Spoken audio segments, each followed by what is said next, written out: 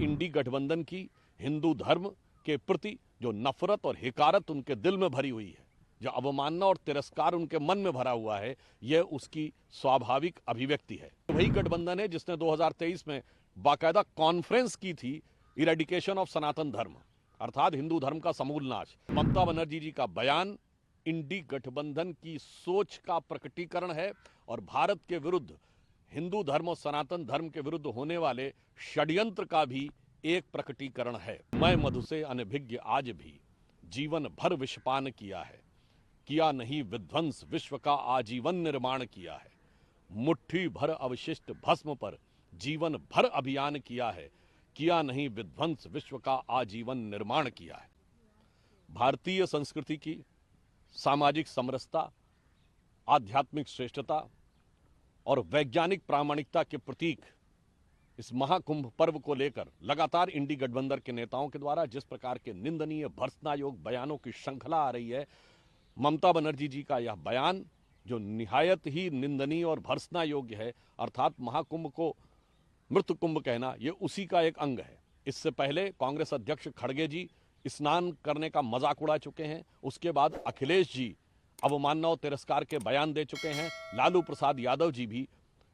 इस भावना का तिरस्कार कर चुके हैं और आज ममता बनर्जी जी वही करती हुई दिखाई पड़ रही हैं। अतः यह इंडी गठबंधन की हिंदू धर्म के प्रति जो नफरत और हिकारत उनके दिल में भरी हुई है, जो अवमानना और तिरस्कार उनके मन में भरा हुआ है, यह उसकी स्वाभाविक अभिव्यक्ति है।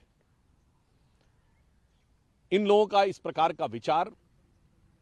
कोई सहज स्वाभाविक विचार नहीं है जो मन से आ रहा है, यह एक योजना और डिजाइन का पार्ट है, क्योंकि ये वही गठबंधन है जिसने 2023 में बाकायदा कॉन्फ्रेंस की थी इरेडिकेशन ऑफ सनातन धर्म, अर्थात हिंदू धर्म का समूल नाश। फिर धार्मिक ग्रंथों को फाड़ने से लेकर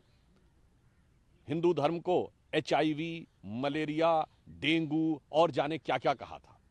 और ये लोग उस योजना का अंग हैं जिसने 2021 में दुनिया के बड़े बड़े विश्वविद्यालयों में एक कॉन्फ्रेंस की थी, डिसमेंटलिंग ग्लोबल हिंदुत्व,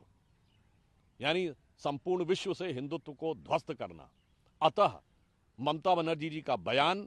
इंडी गठबंधन की सोच का प्रकटीकरण है और भारत के विरुद्ध, हिंदू धर्म और सनातन धर्म के विरुद्ध होने वाले षड्यंत्र का भी एक प्रकटीकरण है, वैश्विक षड्यंत्र का प्रकटीकरण है। यद्यपि ये लोग हिंदू धर्म, सनातन धर्म और भारतीय संस्कृति के लिए कितना भी विश्वमन करते रहें, परंतु हम तो उन विचारों को आराध्य मानते हैं, हम तो उन भगवान शंकर को उसका प्रतीक मानते हैं जिन्होंने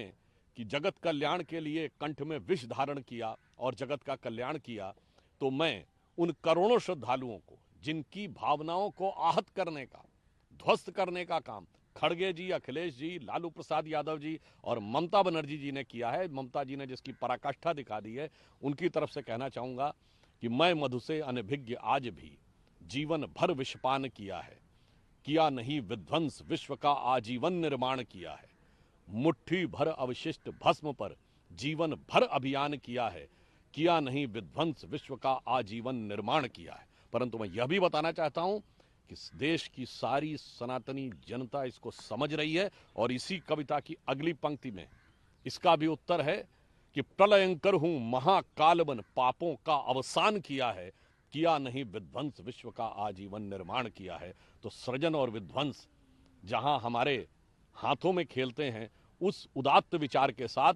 इनके द्वारा किए गए विश्वमन को हिंदू समाज अपने कंठ में धारण करके इस भारत की राष्ट्र की प्रगति में अपना योगदान देता रहेगा और इन लोगों की नफरत और हिकारत को नकारता रहेगा।